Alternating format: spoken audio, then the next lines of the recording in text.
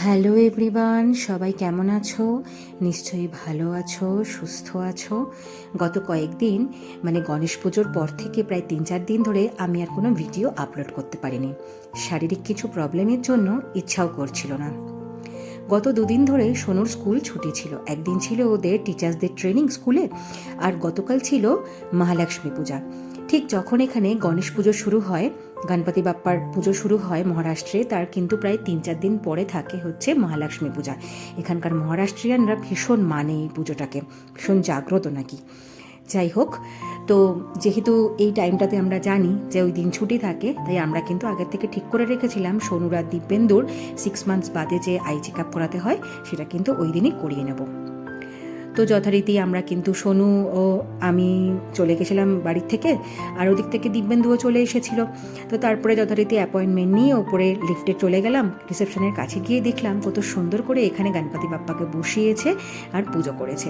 এই হসপিটালে যতবারই এই গণেশ চতুর্থীর সময়টা এসেছি ততবারই কিন্তু দেখেছি কত সুন্দর করে এই হসপিটালে পুজো হয়।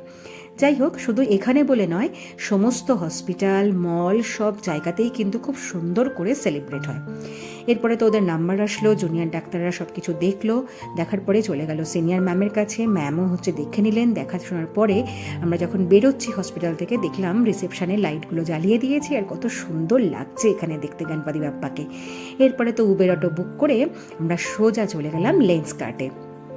সোনুর একটু কিন্তু পাওয়ারটা একটু হেরফের হয়েছে, তো যার জন্য ভাবলাম পাওয়ারটা যখন চেঞ্জই হচ্ছে তাহলে ফ্রেমটাকেও চেঞ্জ করে নিই। সেরকমই কি এখানে অফার চলছিল। আর দিব্যেন্দু গিয়ে বললো যে তাহলে আমিও আমার ফ্রেমটা চেঞ্জ করে নিই, যেহেতু আমাদের মেম্বারশিপের, লেন্সকার্টের মেম্বারশিপের অফার রয়েছে। তো ভাবলাম যে ঠিক আছে, এগুলো করে নেওয়াই ভালো। এদিকে দিব্যেন্দু গিয়ে ভিডিও কলে আমার ভাইয়ের থেকে, তার শালাবাবুর থেকে একটু সাজেশনও নিয়ে নিচ্ছিল, ভালো লাগছে কি, কোনটা ভালো লাগছে না। তারপরে আমিও ওদিকে একটুখানি সানগ্লাস নিয়ে নিলাম। ভাবলাম যে অফার যখন রয়েছে নিয়েই নেওয়া যাক।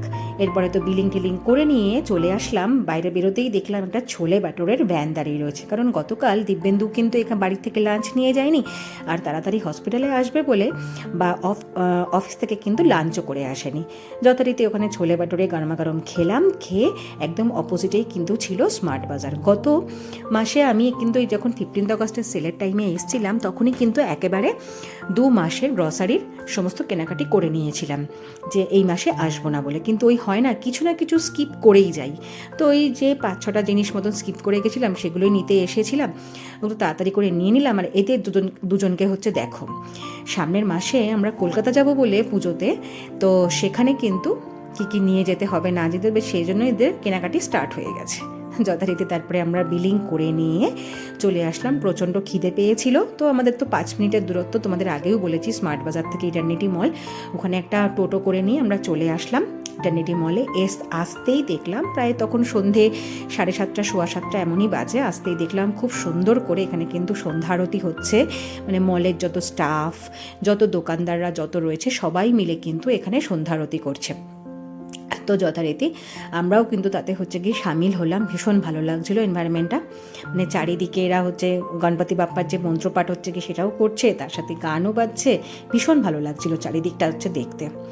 তো যথারীতি তারপরে এখানে আরতি শেষ হলো।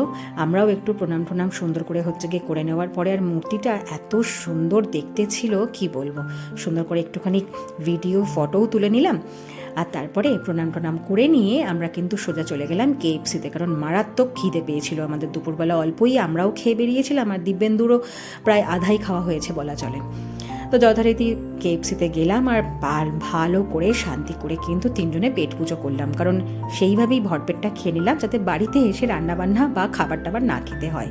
তো যথারীতি ভালোভাবে শান্তিতে 3জনে মিলে খাবার দাবার খেয়ে পেট পুজো করে নিয়ে ক্যাব ধরে বাড়ির উদ্দেশ্যে রওনা দিলাম। গতকাল বেশ দুপুরের পর থেকে রাত পর্যন্ত দিনটা কিন্তু খুব ভালো কাটলো। সবাই ভালো থেকো, সুস্থ থেকো, সাবধানে থেকো। আজকের ব্লগটা এখানেই শেষ করলাম। ব্লগটা ভালো লেগে থাকলে অবশ্যই like, comment, share and subscribe করে দিও।